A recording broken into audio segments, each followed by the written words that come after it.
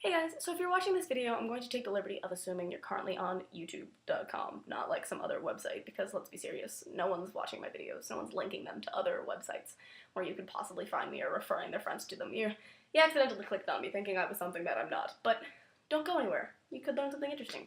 If you like knowledge and spazzy 16-year-olds, stay right here, or maybe just one of the two. If you find yourself on YouTube frequently, the odds are you've probably at some point looked at a video where you've seen the little view counter says 301, and there's like 60,000 likes, but only 301 views, and you're like, I don't understand.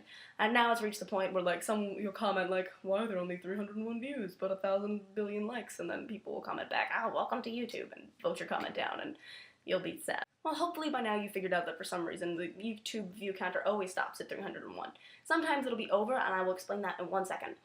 But it's always ballpark 300s. I'm not quite sure what the reasoning behind it was, but for some reason it was decided by early YouTube programmers that 300 views was the line that kind of defined serious videos where you want to be making sure that these are, like, it deserves the popularity it has, and just kind of like whatever, like my videos. Because the video is stored on different servers and the information is in different places and it needs to be compiled and analyzed, it typically takes from a day to half a day to verify those views. So the view counter freezes at what was supposed to be 300. But here's the thing, the programmer who designed it so that it stops at 300 didn't do it correctly.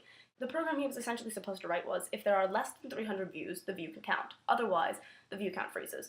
But what wound up happening was the program was written as, if it is less than or equal to 300 views, meaning that if there are 300 views already, 300 is equal to 300, so if another view comes, it will say, is it less than or equal to 300? Yes, so let the view in, and the view count advances to 301. 301, of course, is neither equal to or less than 300, so the next view that comes in will get rejected.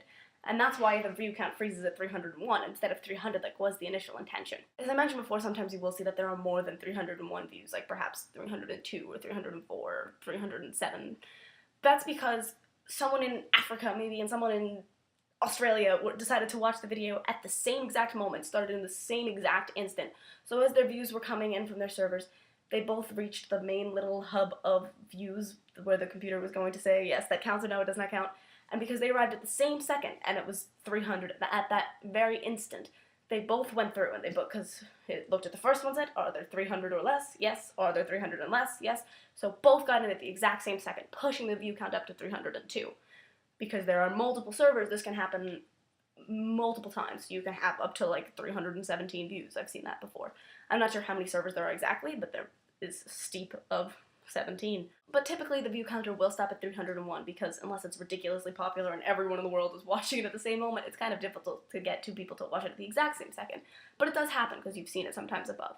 But typically 301, and that is because of the greatest programming mistake in the history of ever.